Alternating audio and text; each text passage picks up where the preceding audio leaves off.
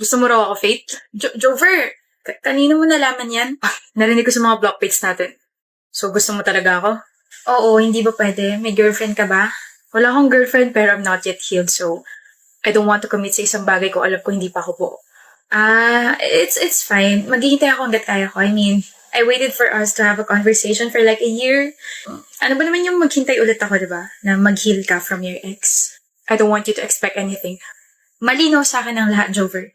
Thank you for being honest. I really appreciate it. Okay. Akala ko ba may something na sa inyo ni Jover, Faith? Nakita kayo magkausap last week o bakit hindi na kayo nagpapansinan?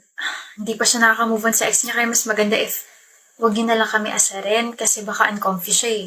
Eh what if wala ka talagang tiyan? Eh di wala. Pangit naman kung ipapressure ko siya, di ba? Faith. Oh, bakit Jover? Free ka ba bukas? Bakit? Labas tayo. Picnic ganun. Picnic sounds great. Pwede ba kita sunduin? Oo. Chat ko na lang yung address ko mamaya. Okay. You're early. Jover. Oh, sorry. Excited lang. Your dress looks nice and sobrang ganda mo. Thank you. Tara na. It's been 8 months since our last conversation. Medyo weird lang sa feeling na magkasama tayo ngayon. Do you have any idea kung bakit niyaya kita ngayon? Naka-move on ka na, no? 4 months ago pa. Seryoso? Tsaka ngayon lang kita niyaya kasi gusto ko sigurado ako sa feelings ko and ayoko maguluhan ka sa akin.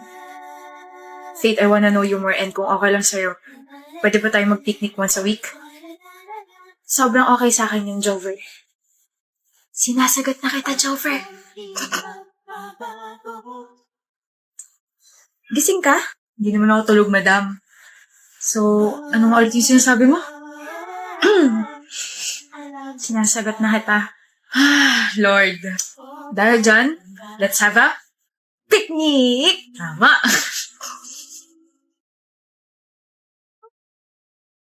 Hello po, tita. Iha yung anak ko. Bakit po? Ano po nangyari kay Jover? Papunta na po siya rito sa bahay namin. Sinaksak ang anak ko. Pinatay siya. Po? What's wrong, love? Jover. Love. Wala. Nightmare lang. Kala ko naman kung ano nangyari sa'yo. Go back to sleep. Tatabihan kita maya-maya lang.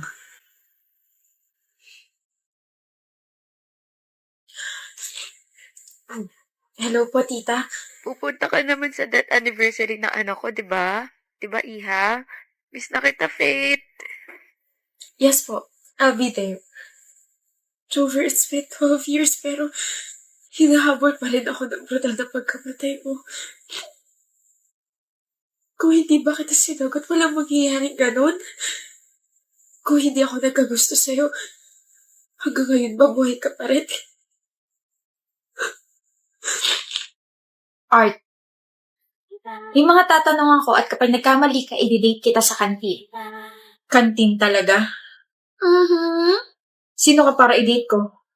Ako bang i-date mo ha? Sabi ko, i-date kita. Ibig sabihin, libre ko. Mas kasarap ko. Ay, wala to. Candidate for cum laude pero umaatras sa magiging tanong ng kaklase. Wala to. Hanap na lang ako ng iba. Yung pogi na, matalino pa. Hinahamon mo ba ako, Sandoval? Baka Sandoval naman to, Jackie Art. Pangalan ko Jackie. Wala akong pake. Tatawagin kitang Sandoval kasi gusto kita. I mean, gusto ko. Focus. Don't get your hopes up. Dalito lang ako. Mas malilito ka rito. Anong basa mo sa BANG? Bang. Wow, galing!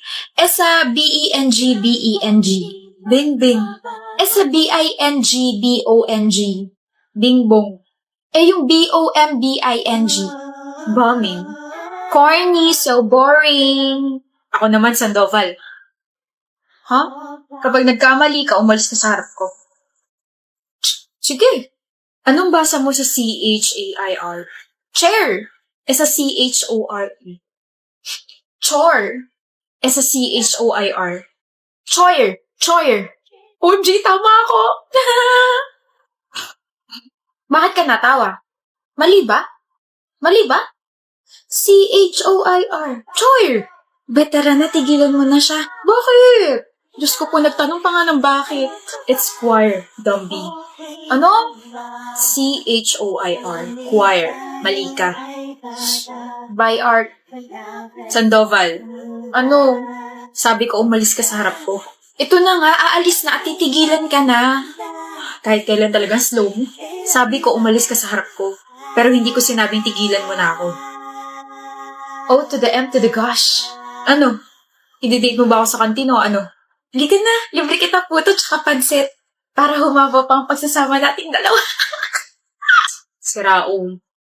Grabe, pag sa crush ng lilibre tapos akong best friend, hindi. Kakasama ng loob o... Happy anniversary, love. Oh, sa akin ba yan? Ito agad napansin mo? You won't greet me? Ah, sorry.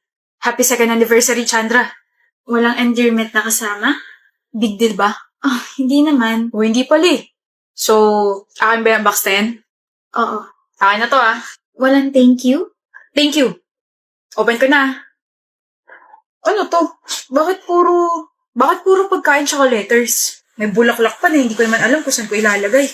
Ah, those are your favorite snacks? And about sa mga letters, nagsulat ako kada araw simula ng first anniversary natin. Tapos yung flowers dyan, nanood ako ng video pa na gumawa yan. Ah, ito lang?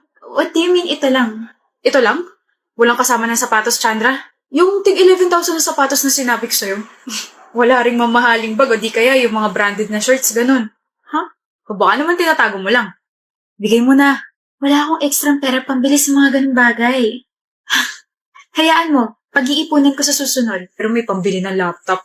3 taon kong pinag-ipunan yung laptop na yun. At saka kailangan ko yun sa trabaho. Sus, reasons. Kapag gusto, maraming paraan. Kapag ayaw, maraming dahilan. Tigilan mo ako, Chandra. Minsan na nga lang ako humiling. Ayaw mo pa ibigay. Buti pa yung ex ko si Ashley, binigyan akong sapatos. Sinampal mo ko? Oo. Gusto mo isa pa?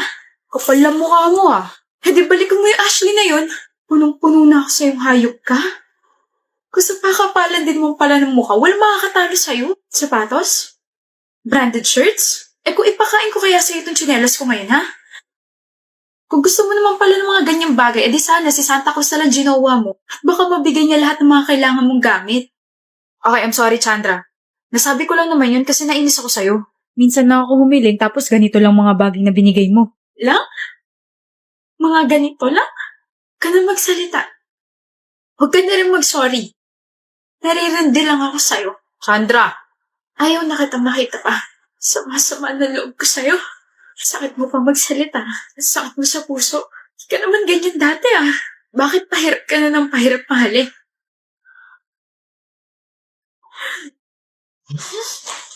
Wisit na box. Nasaan na yun? Yung ano, Aria? Nasaan na yung kabit mo, Cleon? Wala akong kabit. Meron. Nakita ko. Wala nga. Meron. Desisyon ako. Kung ako sa'yo, aamin na ako at ilalabas ko na yung kabit ko para hindi na humaba pa tong usapan na to. Ayun nga yung problema eh. Hindi ako ikaw kaya bakit ko ilalabas yung kabit ko? So meron nga. Ano? Meron kang kabit. Wala. Wala. Wala. Wala. Walang yakang! Ay! Ano ba? Nasasaktan ako. Masasaktan talaga kung iilag ka. Ano yan? Aria? Sa labas lang tayo mag-usap, please. Tumabi ka. Extension? Oh, please! Nakakailang takes na tayo tapos hindi pa rin maayos yung pagkakakabit niyo na extension. You are all useless. Pasensya na po, Miss Adina. Hindi yata po nakabit ng maayos. Ano hindi yata? Stupida. Hindi talaga maayos yung pagkakakabit. Calm down, Adina. Calm down? Stupid stylist. Stupid production. You are all stupid. Sinasayang niyo yung oras ko. Baka nakakalimutan niyo na ako ang pinaka-busy rito. I still have a mall show to attend after this shooting. Pero ganyan kayo kabobo. Ano ba, Athena? Isa ka pang hampas lupa ka? Extra ka na nga lang dito, hindi mo pa ayusin yung trabaho mo. My gosh. Athena, did you just raise your voice, Aldi? Hoy, Kung hindi ko tinanggap tong project na to, you could have ended with some actors who's not even famous. It means, walang manonood ng teleserye na to kung ibang makakapartner mo. You should all be thankful dahil nandito ako. You should all be thankful dahil sa sweldo kayo dahil sa akin. Mga bobo. Tapos ka na? Direk. Pagsabihan mo ang team mo at ang bobobo, baka pwedeng bumalik na tayo sa pag-shooting, ano? What? Ikaw ang nagsasayang sa sarili mong oras, Miss Athena. Sa kakadaldal mo, malapit na mag-alas 6 at malapit na yung mall show mo. Now we have to extend our shooting because of your shitty rants. Sana hinayaan mo na lang yung stylist na gawin yung trabaho nila.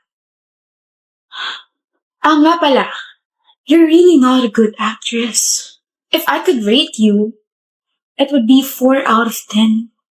Because you will forever be a shitty actress. Pero salamat sa pagtanggap ng role, Athena, ha? At least nalaman ko na totoo pala ang rumors na si Athena na napakasikat na actress ay masama ang ugali, maitim ang budhi, at masama ang timpla ng mukha. Ha? Anong sabi mo? Pumunta tayo ng hotel. Usap lang ganun. Bakit sa hotel pa? Pwede namang dito na lang sa cafe. Come on, Canilla, Kendra. KK, my love. Hindi mo ba naisip na mas payapa ron? Na mas tahimik at makakapag-usap tayo ron? May aircon pa, di ba? Varkin kasi... Canilla, mahal mo ako, di ba? Canilla. Yes, I love you, but... Tara, pumunta tayo ng hotel ngayon. Don't worry. I'll pay for everything. Ayoko. Canilla, don't make me lose my temper here. You don't want me to get mad, right? Kaya tara na. I promise you, everything will be worth it. Bakit ka tumigil? Varkin, ayoko. Ayaw mo? Bakit? Nag-aaral pa tayo eh. Ano naman? Hindi pa ako ready. Hindi ka pa ready pero ready ka makipaglandi at tawanan sa ibang lalaki? Varkin, yung boses mo. Baka alam mo kung tinataasan kita ng boses. Nakakainis ka kasi. Tsaka ano sabi mo kanina? Mahal mo ako? Huwag naman pala eh. Bumigay ka na. Huwag mo akong pilitin. Hindi kita pinipilit. Inuutusan kitang babae ka. Wala ka nang ibang magandang ginagawa tapos ganito ka pa. Tara na kasi. Hindi mo talaga ako mahal, no? Ano? Huwag mo akong dramahan, Canilla. Hindi mo talaga ako mahal, Varkin. May gusto ka lang makuha sa akin. Pagkatapos nun, itatapon mo na lang ako na parang basura. Paano mo nalaman? Tain na, matalino ka nga pala. Bakit? Wala lang. Trip-trip lang namin magkakaibigan. Hindi ka naaawa sa akin?